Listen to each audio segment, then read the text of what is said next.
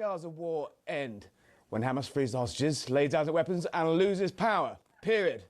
That's the blunt bargain at the heart of Trump's plan, a hostage for prisoner swap backed by the Arab states. 48 hostages freed for 72 hours, Israel releasing almost 2,000 Palestinians. Yes, it's wildly lopsided, but Israel will take it if it brings their people home. If Hamas refuses, Netanyahu gets a green light for a full-scale action. No restraints, no half measures. For Trump, it's a geopolitical trackpot. Arab stabilization, a rebuilt Gaza under a reformed Palestinian Authority, and a shot at a legacy-defining deal. But here's the reality check. None of this matters until Hamas is stripped of power.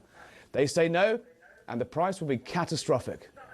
Meanwhile, later tonight, as the Middle East teeters, Britain's own political battle rages. Keir Starmer and Nigel Farage are in a fight for the soul of the country. Starmer's fury, Farage surges. We'll break all that down. But first, on the latest on Gaza, we're joined tonight by comedian and campaigner Amir Zahar and Dr. Alan Mendoza, founder of the Henry Jackson Society. Dr. Mendoza, welcome to Harry Cole Saves the West. Always a pleasure. This is a no-brainer. The Arab states are backing it, the West is backing it, Israel is backing it. Are Hamas going to do it? Well, that's a question, isn't it, Harry? Here we have the moment where we're going to determine whether we're going to get a deal or not here.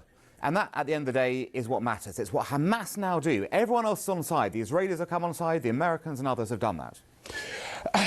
Look, this is a remarkable achievement to get Netanyahu to sign up to a deal that has thousands of potential terrorists being released. Hamas fighters allowed to walk into the sunset, essentially, escape justice for their crimes on October 7th. But it does mean the destruction and wholesale end of Hamas in power. What do you really think, if you're a betting man, the odds of bringing Hamas to the table are? Well, that very much depends on what Hamas's backers choose to do. So Hamas itself, as we know, has no incentive still to sign the deal. The deal, yes, they live, but they lose power under the deal. So that's not something they've been prepared to do this whole time. The real question is whether Qatar, who's been obviously supporting them, and Turkey, who've been doing the same thing, are prepared to exert pressure and say to them, it's enough now. You're done for now. We may come back in a few years' time and try again, but right now it's got to end. If that happens, you'll get to that peace path. I think we can talk to Amir Zahar now. Amir, are you there?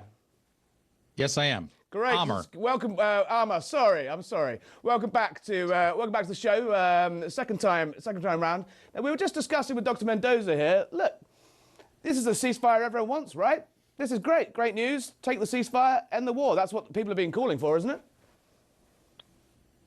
Well, yeah, of course. I mean, look, anything that stops the fighting and stops the genocide is a good thing. Now, as far as the political sort of calculations and the political fallout that might come after, I think, look, the realities on the ground will determine that. But anything that stops the killing now, of course, is a good thing, and we've been asking for that unconditionally for a long time. There shouldn't be any conditions for stopping the killing, and then you can talk politics after that. So it's good if the killing stops, but of course, Palestinians still have all the rights to self-determination that anyone else has, and none of that is at the discretion of the Israelis or the Americans. Do you think, what is your hunch, will Hamas accept this deal? Will they take essentially their lives, being able to live in a condition of surrender? Do you think realistically they are in a position to do that? Well, I think that I think that there's going to be pressure on sort of Palestinian society. And look, Hamas is part of the Palestinian political landscape. And sure, there'll be pressure on them to accept. And as far as look, Hamas has already said that they're okay without ruling Gaza in the future. They've already said that a million times, okay? That's already been part of the discussion. And so all of these notions that, these are rewards or recognition as a reward are kind of ridiculous. Hamas is a party in the Palestinian political system. The prevalent party right now is a second. They're a little bit more than a political party, aren't they? They're a terrorist group. They are militants. They are murderers and terrorists. Depends how you define terrorism. Well, If you I'm define defining terrorism as cutting people's heads off, raping women, burning babies, taking hostages, slaughtering Israelis, innocent civilians. That's how I'm kind of defining terrorists. Well, sounds like you're describing Israel to me, but we can move on to the next question.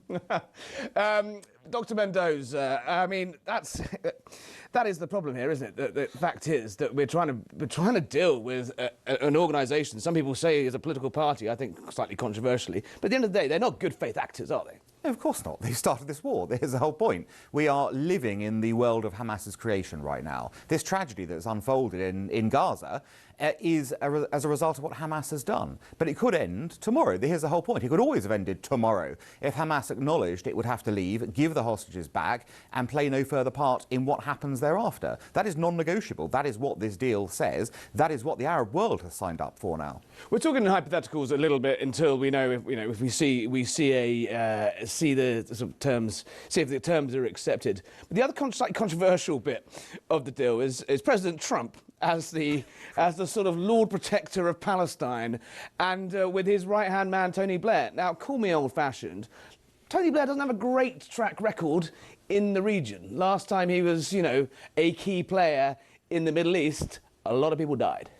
Yes, but here is the sort of advantage of being Tony Blair. You're 20 years on from that, and you've built up relationships across the region. I mean, whatever else you think of Blair, he has built relationships up. He's built relationships up with the Palestinian Authority. And I think his line here is very much to be, I'm going to be the sort of whisperer between the sides. You're scared of Trump, Palestinians, I'll deal with him. You're scared of, of Hamas, the other side, we'll deal with that and get rid of it. And I will guarantee everything because I know you all. So I think he's playing, if you like, the role of honest broker, to use that term.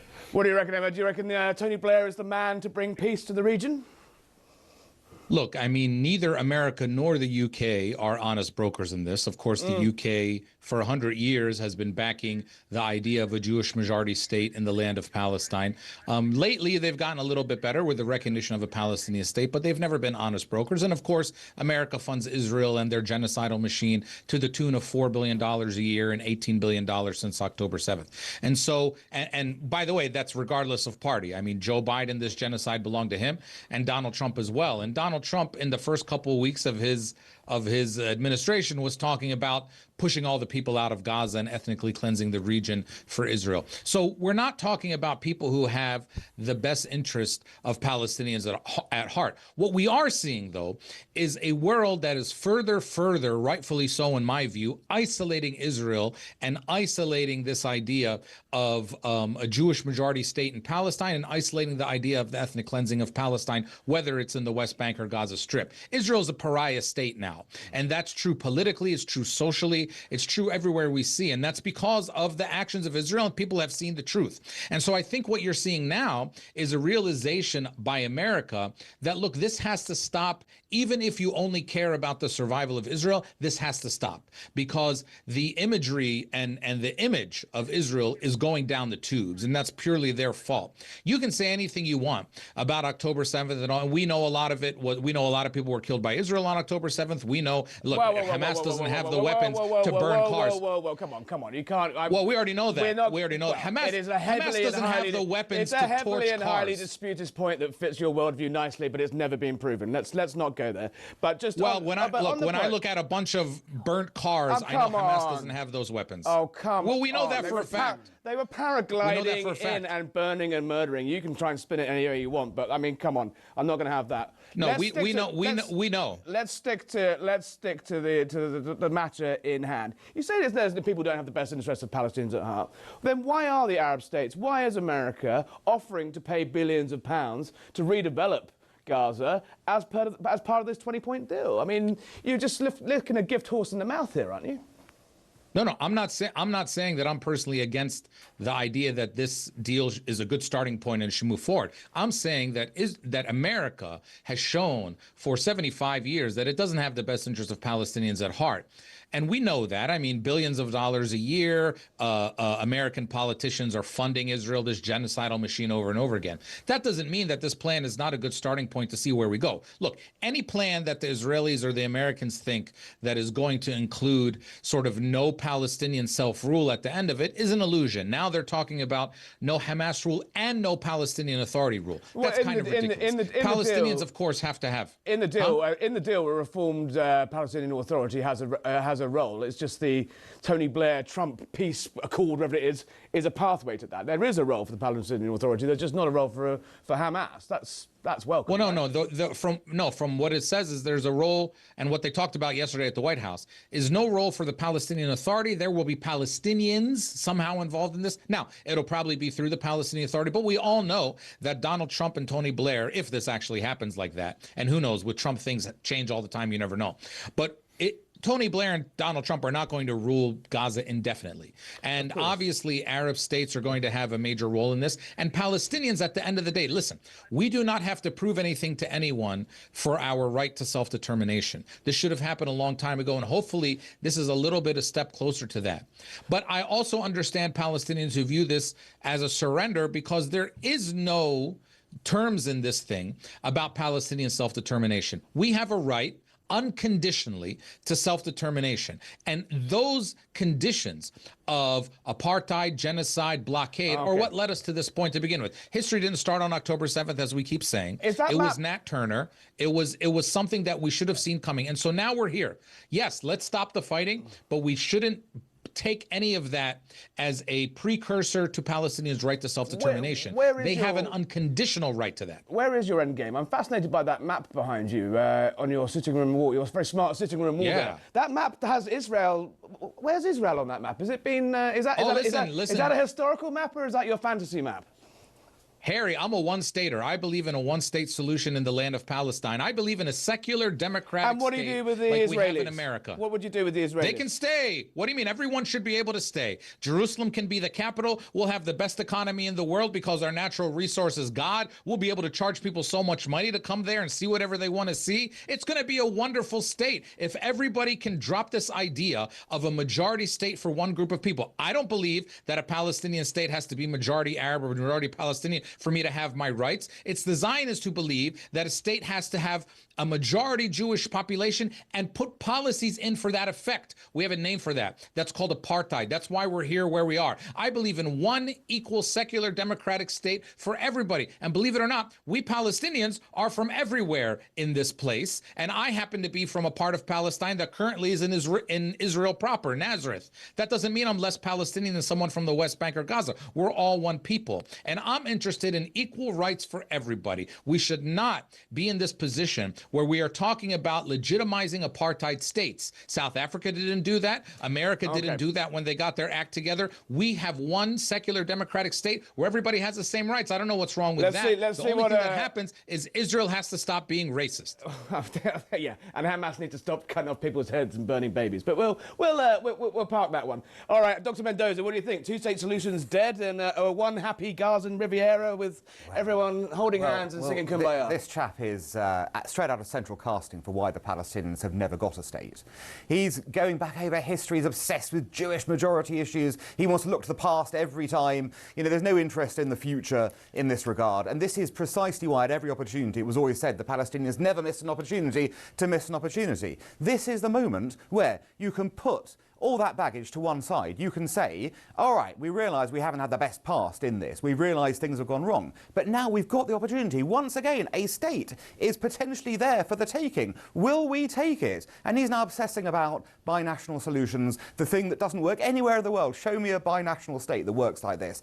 Nowhere does it work. So it's a fake, false idea. What will work is this idea of getting the Palestinians back on track, sort of revivifying Gaza, bringing back the West Bank. It's not true the Palestinian Authority won't have a role in this. The issue is quite clear. Reform of the Palestinian Authority, where the president's now in the 20th year of his 4-year term, is a prerequisite for the Palestinian Authority to be part of it. That is what the Arab states will sign up to do and say, we will help you to get to that position. And let's just say, let's help everyone here to get to that position of self-governance, to that place where we can have a state. That's the answer here. What do you say to that? You're looking, again, you're looking at, incremental steps towards everyone's final goal. It might not be the final destination, but Hamas should take this, right? Do you think they will? Look, I think that we should move forward with this deal as a step, if only to stop the war now. And look, this doesn't have any final political solutions in it in any case. But I'll say this. Mr. Mendoza maybe has been to Palestine, maybe he hasn't. Right now, the whole of the land operates as one state. Israel controls everything in this piece of land. Israel controls the bandwidth, the water, the electricity, the food, the mobility, the immigration, who gets in and gets out, no matter where. Area A, B, C, Israel, Gaza, West Bank. It is one state now, except for some people have more rights than others. And we have a name for that. It's called apartheid. It's best for us to do away with these ideas. I know this. We Palestinians keep getting lectured about, do you want a state? Do you want peace? We shook hands with Yitzhak Rabin in 1993 on the White House lawn, and 2 years later, the Israelis are the ones that killed their leader for trying to make peace with us, and Benjamin Netanyahu is the one who whipped up those social flames to do that, and now he's been the prime minister for most of the time since then. So we don't need to be lectured on which society is more interested in coexistence and living with each other. We shook hands, they killed their leader. And so we have to go forward and say, look, these ideas, the ideas of majorities and ethnic majorities and apartheid, they don't work. We have to talk about equality. We have to talk about everyone having the same rights. That's what led us to this place. And so if we're willing to have those conversations in America and Europe, why can't we have them in Palestine? It doesn't even seem to make much sense to me. If it's only because people want to keep this system of apartheid in place. We don't need to be lectured on who wants peace. We got together, we decided we would sign Oslo, which wasn't a good deal for us. We didn't kill our leader, they did.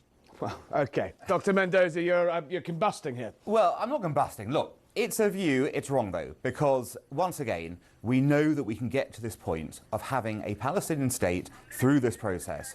You're not going to get a binational state. It doesn't work. It hasn't worked anywhere in the world in history. The idea it's going to work in the Middle East is just, for the birds. So we've got a chance here to stop the fighting, stop the war, get to a place where we've actually got some progress here. We should rush to take it because the alternative is far, far worse. And yes, the political contours haven't yet been determined thereafter, but we can get to this point now. Let's go and explore it. Tom Rogan from the Washington Examiner has miraculously appeared in the studio here. Early, actually. Earlier than we expected him, and very welcome. I don't think I've seen you in trousers in many years, but thank you for smartening up to save the West. Tom, give us a bit of the flavour of the politics of all of this. You're a foreign policy expert. Where is this for Trump? Where is this for Netanyahu? Where is this for Hamas, if you can call them politicians? We agree to disagree with that one. Talk us through your take on it. I think for the President Trump, the central objective, he wants an end to the war, right? And he wants to know about a peace prize as well, right? Exactly. And his motive is both the peace prize, but also the relationships with the Sunni Arab monarchies that he prioritizes because of the commercial, the business element predominantly, and because of, I think, the royal treatment that he receives. He wants an end to it. I think he also, is frustrated that it has gone on this long and wants to kind of take more ownership of the issue, perhaps to sort of nudge the parties along. Obviously, the Israelis, I think, want Hamas eliminated. They don't want it to be a viable political military force. Prime Minister Netanyahu has the challenge that some of the far-right members of his coalition government would be pretty obstinate against this deal. So we'll see the devil in the details. Giving away too much, letting too many people out, and not stringing up enough. But I think the operative concern here is that and you've seen the Qataris note this already, that the prevarication we're probably going to see with Hamas is that they don't want to outright reject this, but they also don't want to surrender the theological project to turn Israel green, or to purify Israel as they would see it. And so I don't know how this sort of moves the ball to an end game positive state. What I think is positive inherently is that the president is more engaged with it. So even if it doesn't get to that final result, some of the nuances within, perhaps you can see better aid flows, perhaps you can see a better security position, perhaps you see the Qataris putting more pressure on Hamas. It moves the ball. This gives Netanyahu a bit of an outlet, doesn't it? He's under a remarkable amount of pressure to keep his government alive. As you say, he's getting it from the right, he's getting it in the neck from the hostage families, quite rightly, like, where am I, where are our family, where are the children, where are our brothers, where are the bodies? In sucking it up, essentially, and standing there next to Trump yesterday in the White House, he can say, look, he goes down in yet another Israeli Middle Eastern leader that tried to put peace on the table and it got rejected. This helps him, doesn't it, in shore of his position, because if they do say no, it's not on him anymore. I think it potentially does, yeah. And I think his objective here would be to continue the military campaign if he could, but there is a frustration on the part of the White House that keeps going, and the civilian suffering that is real. Obviously, it doesn't help that Hamas likes to hide in weapons in schools and, throw people off buildings. But the broader point here is I think Trump is becoming more engaged, and that, I think, has to be a good thing. And let's see what the Qataris do if Hamas rejects this deal or plays games with it. Amar, are you still there, I think? Final thought from you. I mean, if you were a betting man, are we any closer to peace, or are we going to end up in a situation a little bit like with Alaska and Putin and Ukraine, in that lots of noise, lots of fanfare, one side doesn't come to the table, and the fighting continues? What does your gut say? Well, first, let's be clear. If President Trump wanted this to end, he could put an end to it tomorrow unconditionally. He could tell the Israelis, you have to stop, and we'll deal with all the political stuff after. He could do that if he wants to. He chooses not to. The real pressure on Netanyahu is not coming because some people on his right think that you might be giving away too much. It's because they want to continue the complete ethnic cleansing of Gaza. They have said as much. Smotrich, Ben-Gvir, they always talk about getting everyone out of Gaza and getting everyone out of the West Bank. That's what all of this is about. And so that's the pressure that Netanyahu's going to get. I wouldn't be surprised if you see in the next day or two, as everyone's discussing this deal, then Netanyahu starts to pull back because the internal, remember, he has to stay in power or else he's going to jail. There's only one side that have said yes so far. But final thought from all three of you: will Hamas accept the deal? Yes or no? Am I first? Yes or no? I think that there'll be enough pressure in Palestinian society to accept this deal so that the fighting ends and we figure out everything else later. Yes or no? Dr. Mendoza, yes or no? I think no. No. Yes, but won't comply. Yes, but won't comply. Right, well, there we go. After the break, we'll be looking at that speech from that Secretary of War, and we'll be looking at all the fight that's going on in London as well. Don't go anywhere.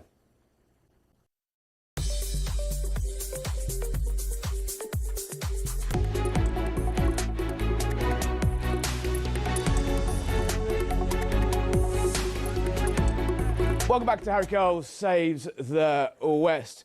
Today in Virginia, we saw one of the most remarkable speeches given by a Secretary of War and a president. Pete Hegseth did not hold back. Let's play the clip. Sorry. This administration has done a great deal from day one to remove the social justice, politically correct, and toxic ideological garbage that had infected our department, to rip out the politics. No more identity months, DEI offices, dudes in dresses. No more climate change worship. No more division, distraction, or gender delusions. No more debris. As I've said before, and will say again, we are done with that. He slammed fat generals. He declared the era of unprofessional appearances over. No more beardos. And he told dissenting officers, if the words I'm speaking today are making your heart sink, then you can do the honourable thing and resign. President Trump followed up with, if you don't like it, somebody, I'm going to fire them right on the spot. Now, joining to break all that down is Iraq War veteran, political advisor Christopher Neum. Sorry, I've probably got the name wrong there. And and Washington Examiner's Tom Rogan is still with us. Gentlemen, Christopher, I'm going to come to you first. As a proud beardo, what was going on today? Well, you know, I've known Pete Hegseth for years. Yeah. You know, like him, I served in a war, and I'm also the proud grandson of an Iwo Jima Marine veteran, my grandfather, who served in World War II. And we need to have a tough military that meets physical standards, and that's what they're after. They're after making sure troops can meet physical standards, so that when they're in a life or death situation, we're not losing people's lives because of social justice. It's not exactly controversial to say that, you know, generals perhaps should be able to pass a bleep test once a quarter or so. The big song and dance, the drama of summoning the generals for the first time in decades to essentially call them woke and fat. Is that helpful? Is that conducive to a happy ship? Well, you know, if you want to have change, you have to be a little bit of a disciplinarian at times. I mean, you see that with a parent and a child. The military needs to serve its function. I think for many years, many would feel as though, you know, the Obama administration was focused on paying for sex changes for people, and we were distracted from the actual war-fighting capability. And as someone who served in Iraq, many of the women do a great job. However, some of the women struggle with the M249 guns, had to be relieved in Iraq. Had we been ambushed, I probably would have been killed because of that social justice BS that the Secretary was talking about. So I'm proud of my friend. I think he's doing a great job, and we need to have a military that can fight to win, and stop letting these liberal civilians or Senator Sheldon Whitehouse making comments about how the Department of War runs. That's his job, and he's doing it. I saw some of the commentaries today, remarkably inadvertently sexist and racist, in the fact that Pete Hegseth said he's going to hire on merit Tom Rogan, and everyone said, well, you're clearing out all the black generals and all the females. I was like, well, no. If you're saying you're hiring on merit, you're saying that the people, no, there's not a single black general that doesn't deserve to be there. No, he's got a point, right? And I think that point of merit, extra merit, is the key. And you know, frankly, I disagree with Pete Hegseth's decision to relieve the chairman of the Joint Chiefs, C.Q. Brown, who was a Air Force, essentially Top Gun level instructor. I think was, you know, had some silly comments, but actually very well respected, as is the case with Dan Kane. I think, to Christopher's point, broadly, actually, my grandfather was 6th Marine Division, Okinawa, right, and he's still around, which is very fortunate for you. So do you want lethality? Same division, yes. 5th Marines. Same division. Oh, so he was 6th. Okay. Okay. All right. Anyway, we'll talk about that after. But you know, to Christopher's point, right? You know, no one's really complaining about female fighter pilots or some of the intelligence roles. You want people to be in a position that they can do the mission effectively. Yeah. I think the comments were well made about fat generals and admirals, and you know, as Christopher would know better than me, some of the bloated staff that surrounds some of these force guys. It's like the socialist utopia. I mean, it's almost Soviet style. Where I think Pete Hegseth was, you know, the tone I think could have been better was there was a performance element to this. You know, walking around the stage, you know, oscillating in tone.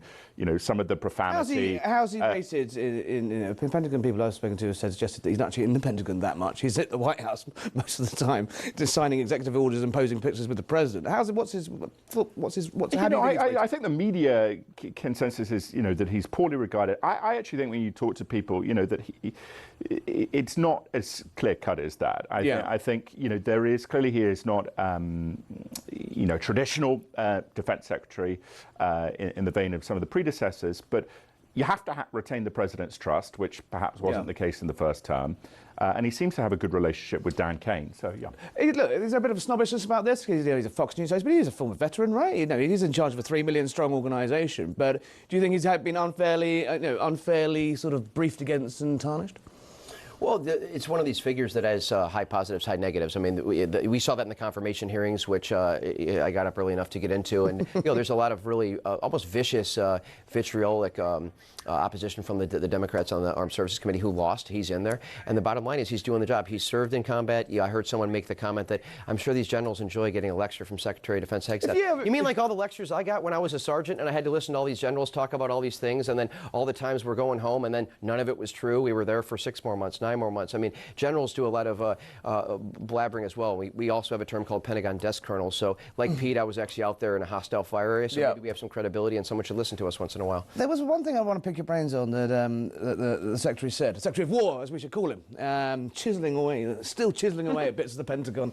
But anyway, I wonder if they put them in a cupboard or they're going to bring them back, the defence signs. Or I think they should burn them, right? This is done. Anyway, we're going down a rabbit hole. The Secretary said we're not in an era of peacetime anymore. That doesn't really chime with the sort of campaign rhetoric of Donald Trump, who said we were going to step back from, you know, America was going to step back from being the world's policeman. The era of forever wars is over. What do you think he meant by that? I think it's a little bit of strategic messaging in terms of, you know, we know our opponent is Russia and China. We have the defense security document, but also I think they just want to set a tempo of preparedness. And, you know, we are at an era where there are conflicts, geopolitical conflicts, and part of the nuclear strategy, preventing nuclear weapons, is to prevent nuclear war. So again, it's strategy, but it is the war business. And so, you know, I think we should be less worried about the terminology and looking at our preparedness for some of these scenarios. And physical fitness is the #1 basic aspect of that. And so that's what they're turning to do. And they've gotten a lot done so far in the last few months in terms of defense personnel policy. Tom, we saw the president, you know, campaign on one platform, but then, you know, bomb very strategically but very effectively Iran. Do you think we're going to see a little bit more of this? The era of peacetime is going to start to sort of flex a I muscle mean, a bit more. he is inherently unpredictable in that. Bombing Venezuelan Well, exactly. boats. And There was talk about bombing Venezuela on the ground in the coming weeks. It's America first doesn't necessarily mean America out off the pitch. No, and it's, you see the change in tone on Russia. He mentioned in the speech today about deploying ballistic missile submarines to counter the Russians based on Dmitry Medvedev's threats on social media. But Venezuela, people, note obviously the attacks on the boats. There's a Marine Expeditionary Unit there, 2,200 Marines. There's an Aranger Advance Force, I understand. There are special forces there. There are aircraft coming in. There's a lot of stuff there that you don't need to hit boats, but would be pretty useful to seize an airfield or to do some pretty credible projections inside Venezuela. So watch this space, I think is a good phrase. All right, Tom, stay there. Christopher, thank you very much for joining us. Just final thought, how would you have felt if you were still in uniform, sitting there being lectured like that? You'd be all right with it? I think I'd be okay with it. You're a tough guy. I would just be trying to stay awake because you get up so early in the army. Even the beardos. Are you a proud beardo? I'm a beardo now as a veteran. I don't know about when I was in uniform. But thanks for having me, Harry. No, thanks for coming. Anyway, now look back to old Blighty. Just weeks after the assassination of Charlie Kirk, Nigel Farage has accused the PM of exposing him to the same horrific fate by branding him and millions of his supporters racists. Let's have a listen to what Farage said today. Now, I don't normally worry about abuse being thrown at me. I've got kind of used to it over the course of the last few years. But to accuse countless millions of being racist is a very, very low blow. Why? Well, this language will incite and encourage the radical left. I'm thinking of Antifa and other organisations like that. It directly threatens the safety of our elected officials and our campaigners. And frankly, in the wake of the Charlie Kirk murder, I think this is an absolute disgrace.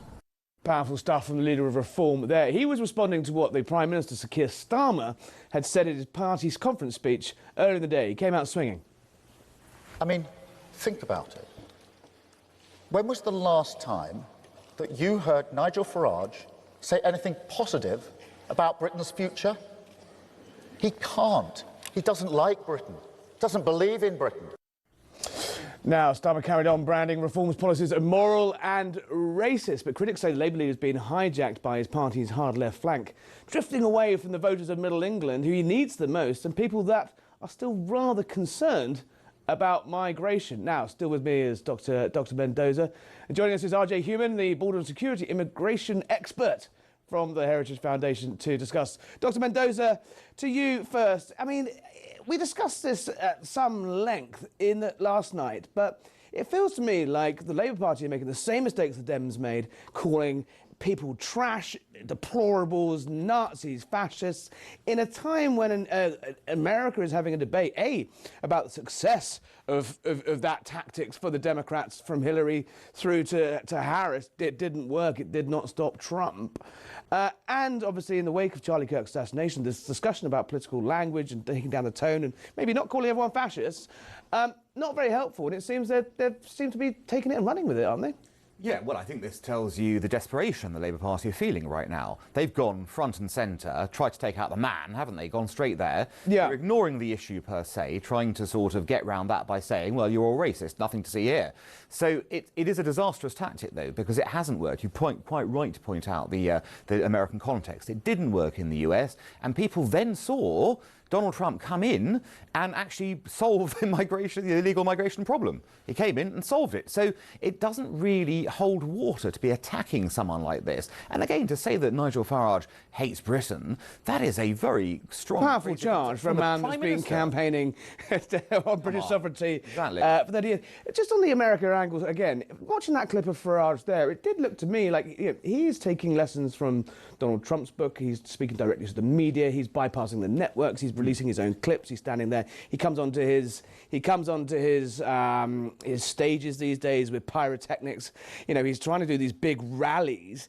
It seems that both Labour and Reform are trying to take a leaf out of the US playbook. Do you think that's going to work for either of them? Well, I think they're looking at success. They've seen how Donald Trump has been able to succeed in his policies and his politics, and they themselves are looking at that and going, you know what, we may as well try this. We've got to speak directly to people. That's one way of doing it. Dr. Mendoza, stay there. Mr. Howman, are you there? Border security and immigration expert from the Heritage Foundation. Thank you for joining us on Harry Kell Saves the West. Welcome.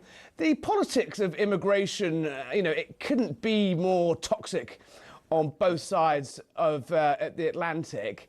What are your thoughts on, the deplorable row, so to speak? Is it wise? Well, I mean, to brand... coincidental enough, I actually debated in Oxford on no human is illegal on stolen land in early June.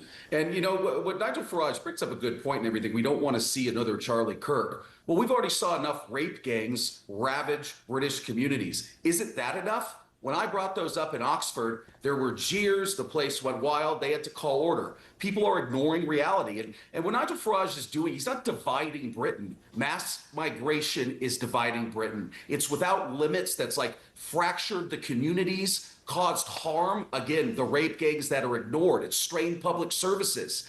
And you left a lot of citizens just feeling like strangers in their own land. So when Starmer accuses him of division, it really means that it's just him telling the truth offends the woke and the political class. Protect your nation, protect your people, protect your traditions. That's what it's about. It's not about rallies. It's what Farage is saying, what he stands for. It's patriotism. It gives everything a meaning. He's still speaking for people who believe Great Britain is theirs, not the globalist cabal. When you were over in Oxford recently, what did you make of the mood? There's a lot of talk now, I'm going to do my favourite rant. They're spraying roundabouts, they're putting up flags, people are marching on the streets. People are fed up with this immigration row. They're fed up with being told to sit down, shut up, pay up, record taxes, open borders. Yep. Do you sense we're seeing a beginning of a sort of mini MAGA wave? I don't know what my hand actions were there, but that's the mini MAGA wave brewing in Britain. Well, one of the, we only got a little glimpse, to say the least. You've seen how the nation has changed. And I feel like everybody, when you talk to a cab driver or something, they feel you out even before that they speak their honest opinion. But again, this video of our debate, I was with the Deputy Prime Minister of New Zealand and against some very far left folks. One of the things that was interesting is based on the response that our side had gotten, of course, we lost. But when you looked at that final breakdown of what side you walk out, if you're on the side of the House or the opponents, I don't know the number off the top of my head, but it was in like 90 to 80 something or whatever. We were shocked. We stayed around and talked to people. The amount of students, though, that came up to us after saying thank you, nodding and everything, you're starting to see something that really mirrors what's happening here in the United States at a lot of colleges where the youngest crowd makes me look like a squish. When it comes to immigration. So it's like that was encouraging, but the voices that make themselves heard to try to drown you out, they kind of get inflated like their public opinion. They're not. Again, everybody needs to wake up, defend your homeland, defend the rule of law. It's okay. Inclusive patriotism is a hollow slogan. I mean, it's not, patriotism isn't about sprinkling your flag on policies that absolutely dilute your sovereignty, and simply the fact that somebody's waving it means all is well. Everybody has to act to the national interest, and Farage is, but there doesn't need to be another tragic moment to invoke outrage and a new path for a very proud nation to go down. It's the right thing to do, and it's encouraging to see. And then we're hopeful as well that the Trump administration and Republicans on Capitol Hill, mainly the latter, really wake up and deliver for voters. Tax cuts weren't the top priority. Trump was elected on securing the border and mass deportation. Got to deliver. You took the words right out of my mouth. On that, on policy, let's step back from the noise. Let's step back from the flag waving and the light of the party conference season. What would you be advising Keir Starmer to do to pull this back? Can he pull it back? Is it too late? It's a very different situation with the Channel compared to the English Channel compared to the US southern border. But these two leaders have been in power for a similar amount of time. One of them has driven migration down to essentially net zero, and one of them is facing record years. What would you personally advise Keir Starmer to do if he has any hope of stopping the boats? It's almost of doing a moratorium of sorts on entry into your country. And what we see over there, too, is just like what happened under Biden as well. I call it like a legal entry under the guise of legality. You're welcoming folks in under the guise of humanitarian concern. Hey, if you're going to take it from a humanitarian angle, worry about your own citizens who are getting raped, and you have a lot of public resources that are being strained. You're ignoring those who call your land home. That's not crazy. They need to absolutely wake up and repivot on the policy front. And hey, start having your police potentially be detailed as a national agent of sorts to be able to deport people, not apologize and go after the wrong ones. Start enforcing the law. Defend your culture. Defend the rule of law. And secure your border. Put your citizens first. Mr. Hammond, stay there. Stay right there with your passionate pleas. Alan Mendoza's still with me. Tom Rogan's still with me. We are, in fact, a cacophony of Brits in this. British American. British American, indeed. As a British American, Tom Rogan, what do you see? What do you look when you look back and see the old country? Clearly, there is a populist shift towards Farage. I mean, the opinion polls represented. It's represented in the kind of populist display of flags.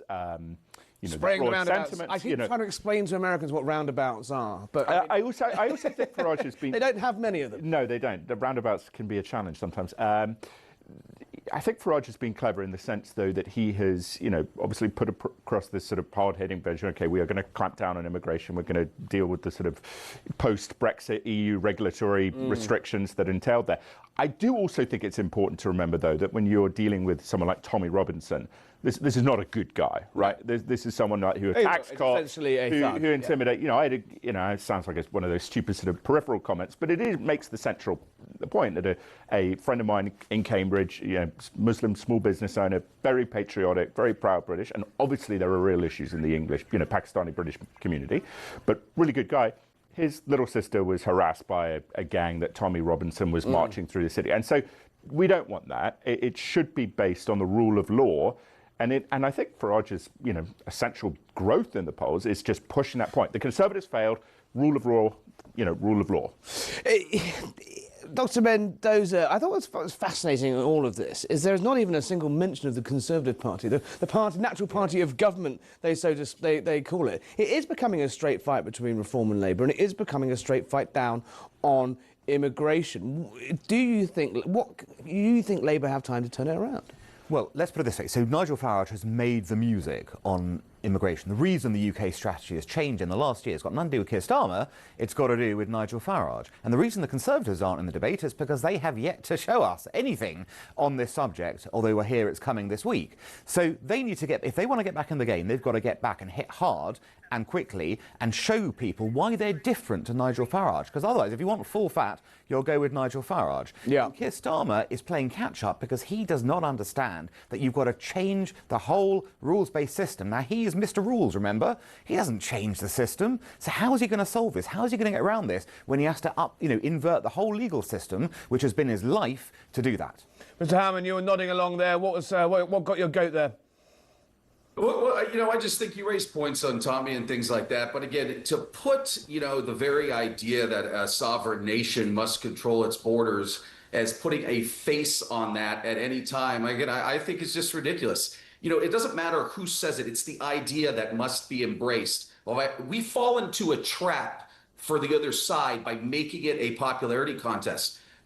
Immigration restriction will go long beyond President Trump here. He started it and everything, but kind of a last thought too is, I think, say what you want about Nigel Farage, but real patriotism, both here and across the pond, demands honesty. And, if you're saying that Britain cannot be both a sovereign nation and a transit lounge for the world, give up. I mean, and Starmer's wrapping his surrender of sovereignty, I think, under the language of unity. Farage is speaking to the people who haven't had their voice heard for a while. They still believe your land is theirs. And I don't give a crap of some of the people who are touting that same message. Both sides got fringes, okay? Analyze the idea. Fight for what's right. We're talking values and the rule of law. And I feel like most people are in a good corner with integrity. And we're going to start to see what we saw here. I think the people are going to make their voice heard. Mr. Hubbard, thank you. Gentlemen, final point in the studio. Labour have come out tonight and said Nigel Farage is being a snowflake. his hurty words. Yeah, they called him a Nazi, called him a fascist, called everyone racist. But his suggestion that they're putting his life in physical danger is OTT. Dr. Mendoza, your 30-second thought on that. Has Farage overreacted, or is there a point that actually calling everyone racist does raise the temperature? Well, this is extraordinary. This is under this Labour government. We're seeing people being arrested for stuff like this. So for Labour to suddenly say this is just hurty words, come on. The whole of the British people are worried about free speech and what they can say. This is just hypocrisy from Labour on this score. I think he is right to be worried. Tom Rogan, 10 seconds, hurty words or snowflakes? I think that was said perfectly by Alan. Did free speech, for Starmer to, it's total hypocrisy. Alrighty then. Right, after the break, we will take it down a notch. We're going to do our own de-escalation. Pop culture meets politics. We dig into the firestorm over the NFL's very controversial choice for Super Bowl halftime show. Don't go anywhere.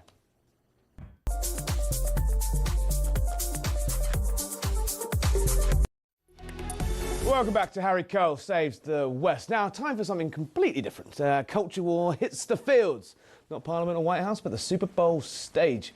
Pop sensation, I'm told, Bad Bunny has been named this year's halftime performer, one of the most watched musical performances in the world. Yet his past activism, including criticism of immigration enforcement, has ignited a fierce backlash from conservative voices who said the NFL's pick is too diversive and politically tone-deaf in this new age.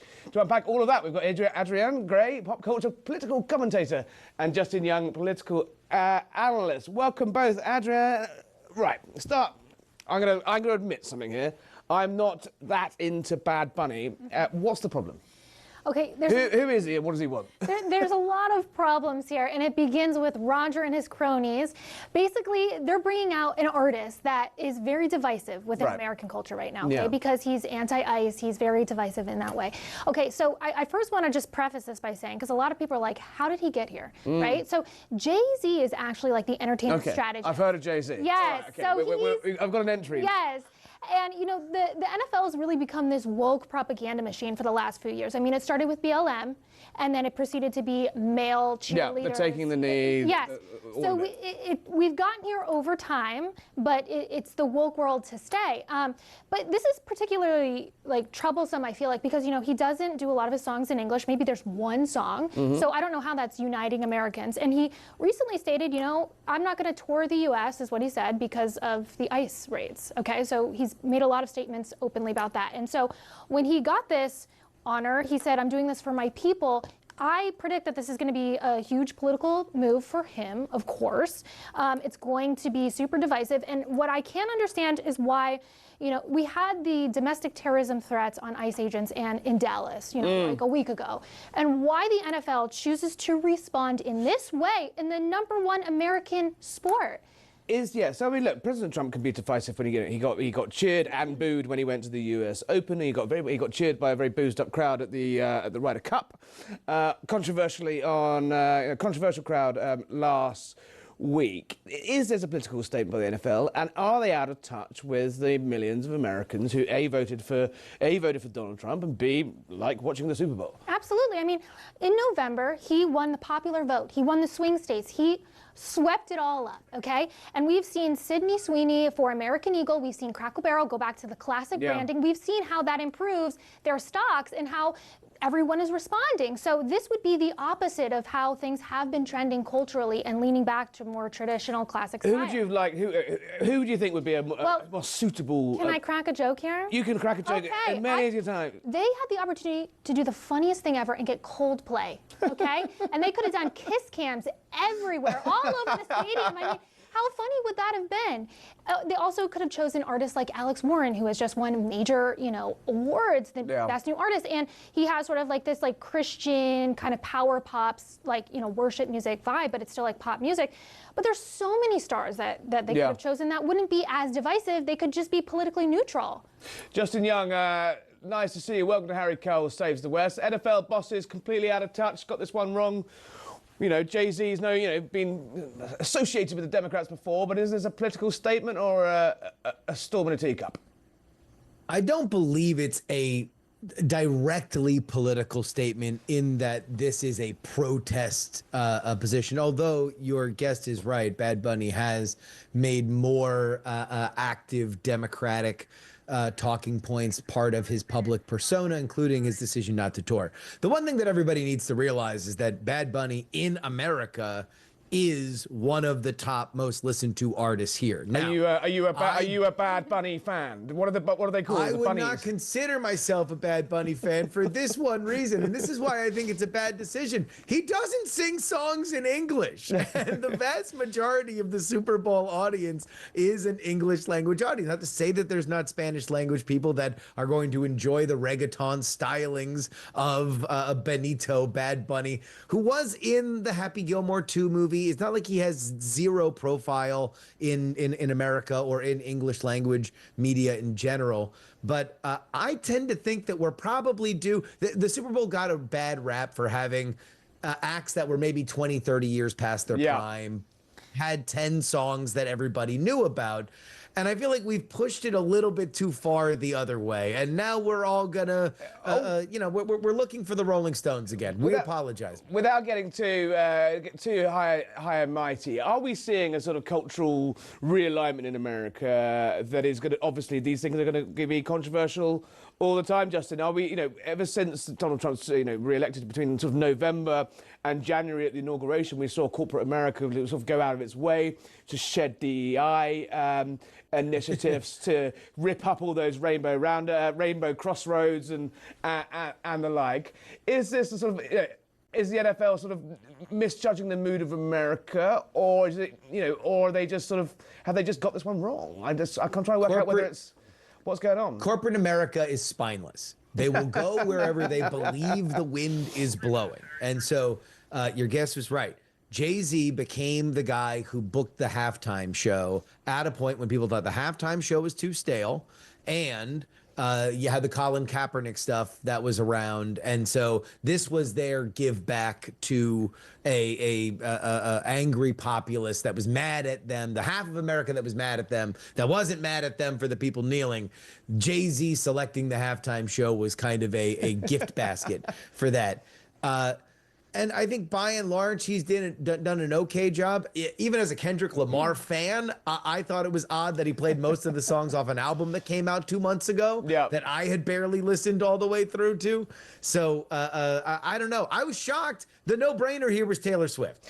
And there was even a joke about that she was setting that up. So I don't know if a deal fell through. Bad Bunny is the rebook, but she's the no-brainer. It's the last thing on her career bucket list that she would have to do. She's about to marry an NFL player. That seemed like the absolute no-brainer. Adrienne, surely Taylor Swift, there would have been a row about that as well, because obviously she didn't.